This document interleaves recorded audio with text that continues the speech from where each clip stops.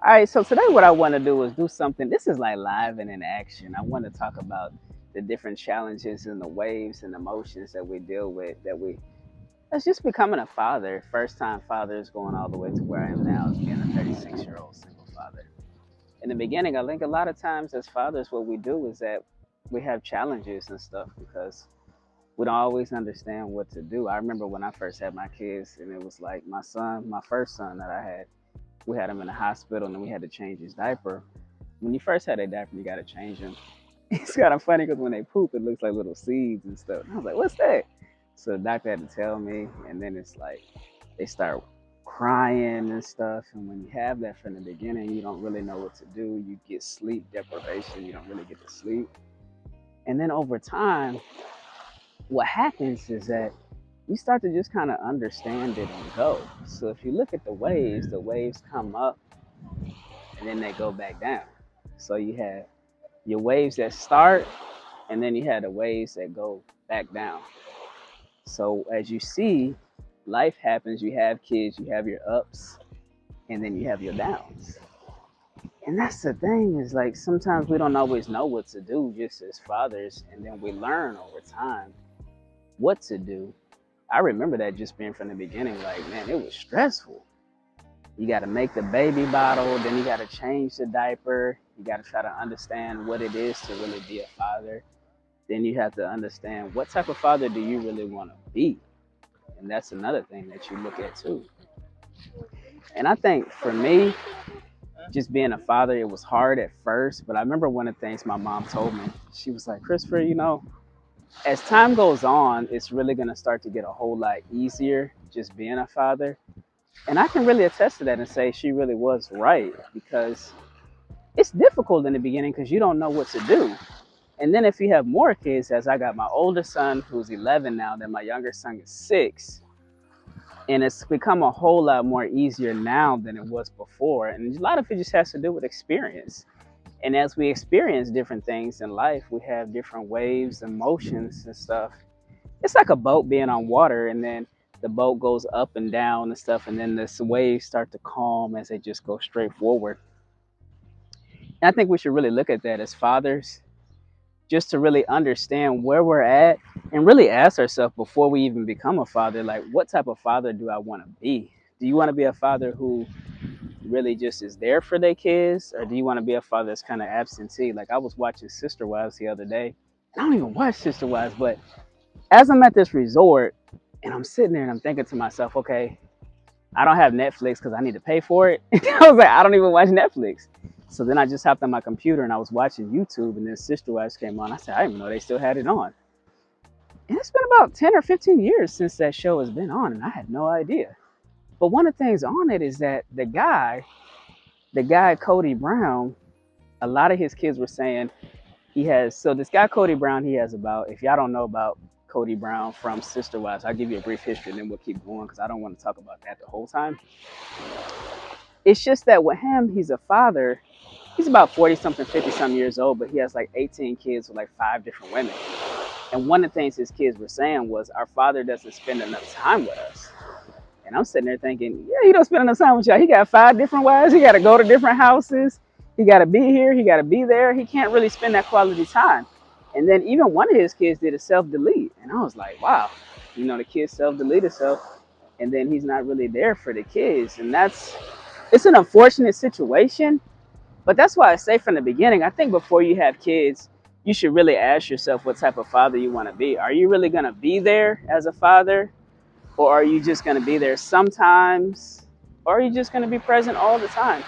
Even if you're like a single dad and like you're a co-parent, like with me now, I see my kids about 50% or a little bit less than that.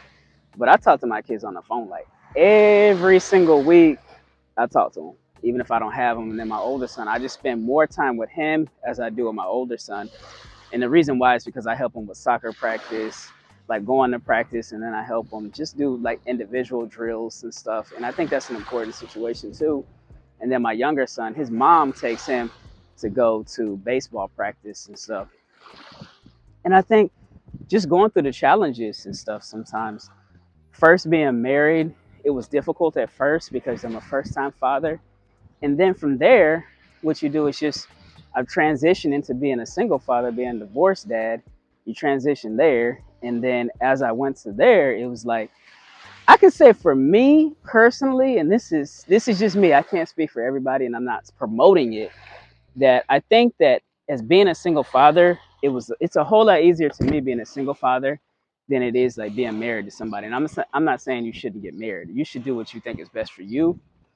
But as we just have challenges and stuff, it became a whole lot easier because my relationship with my kids actually got better once I kind of cut the other person out. Because I don't have to deal with somebody else and their bad attitude or cooking or cleaning and all these kind of things. We just do it ourselves. And we work together as a team. And I reiterate to my kids all the time. Look, do not argue. Do not fight. You need to work together as a team. You need to work together as a unit.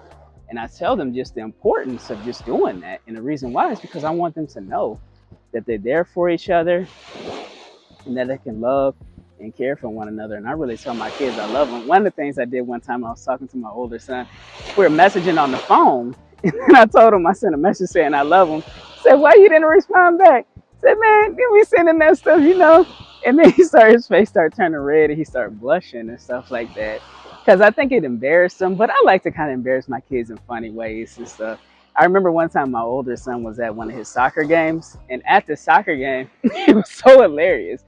Because I started laughing because one of the ladies, her kid was out there. And then she told her son, she was like, play your little heart out. I was like, what? But she embarrassed him in front of everybody. But it was so hilarious and funny because she just loves her son. She loves her son. She's there for him. And she just wanted to just let him know, hey, we believe in you and just play to the best of your ability. And I think that's just an important thing because let your kids know that you're there for them. That's why I touched a little bit on the story with Cody Brown and the sister wives and stuff. I mean, it's kind of sad, that whole situation. One wife left, the first wife, the second wife, the third wife, the fourth wife. There's only one wife that's left. And now he has like all these kids. And one of the things that they were saying is like, some of the kids were like, hey, I don't really want to be in some type of polygamous relationship like that. It's understandable because how can you spend time with your kids if you have 5 different wives, then you got all these kids? And one of the things for me, I kind of had an idea of what kind of father I wanted to be. But as I got more time by myself being divorced and I got time to read books, listen to YouTube, podcasts, I was like, I just want to be present and want to spend at least half of my time with my kids. And the reason why is because if I can spend half the time with them, that to me is amazing because I know a lot of times when fathers get divorced or mothers, they don't really see their kids as much. So I always count it a blessing just to have good, healthy kids with no disabilities and just have that opportunity to just really love my kids and nurture and really just make sure that I'm there for my kids because I want to nurture the relationship that I have and really just tell them that I care about them and stuff. And that's something I always try to do throughout the struggles and challenges and stuff that we may have. You know, it's not always co-parenting. It's not always easy. But for me, it's been amazing because I always tell people I keep it business as usual. I always tell my ex-wife, remember, we're running a business. You know, I got the co-parenting app going on. And since I had a co-parenting app, I'm like, you guys can communicate with me via co-parent app and email. Do not call me and do not text me unless it's through the app. And that's kind of how I keep it. So that's really what I wanted to wrap it up with. Remember, like, share, subscribe. I just want to tell y'all the importance of really just seeing the ups and downs and challenges. And I want to give you kind of a real life example since I'm here at the resort of the waves and challenges so you can kind of understand it in a contextual language. And I appreciate y'all always watching my videos. So remember, like, share, and subscribe. Y'all have a good rest of your day. Peace. I'm out.